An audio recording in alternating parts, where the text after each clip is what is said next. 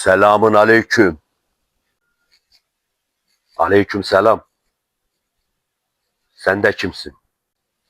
Apranax tek. Apranax tek mi? Ne tarafta? Bu tarafta. Ağrı. Ne var la? Ola Apranax tek gelmiş seni dağıtacak seni arıyor yemin ederim. Apranax tek mi?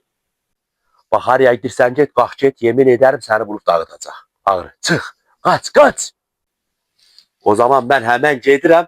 Kardeş beni görmedin duymadın. Hadi iyi günler.